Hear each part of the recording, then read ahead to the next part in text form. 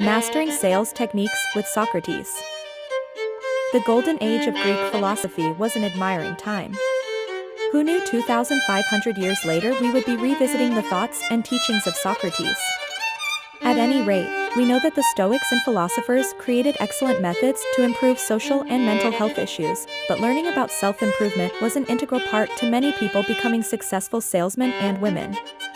To start off, the most basic principle is actively listening.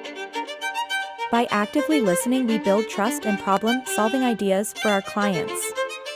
Sure, every salesperson wants to close a deal no matter what is transpiring, but if you give the client a chance to speak, then they will tell you what it is they want and basically how to sell to them.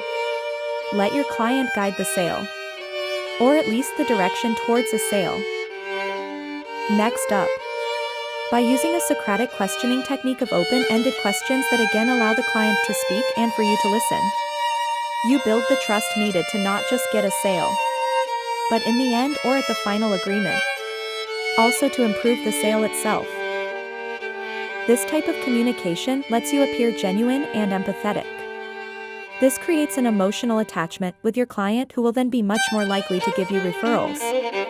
Most importantly, for the immediate sale, you have now created a problem-solving scenario where you get to educate and empower your client and to customize a solution for them. In other words, you need to see every potential client as a buyer, and that it is not as if they will never buy, but rather what makes them the most comfortable to buy. Remember, if they do not buy with you, then they will buy with someone else. All of these techniques seem logical and really simple. But in a world of commissions, putting food on the table, or making sure you don't get axed for being a poor salesperson, we often tend to force clients into a sale, and thus losing the sale altogether. This spirals into worries about sales performance, etc., which then leads to less sales than you should have gotten off with your lead base. So to sum things up, always listen, and always ask questions that create more listening. This will create more customer-centric sales and may not be what you are usually taught. But in the end, by giving some of the power away in the client-salesman relationship, you will end up with more sales. Trust me.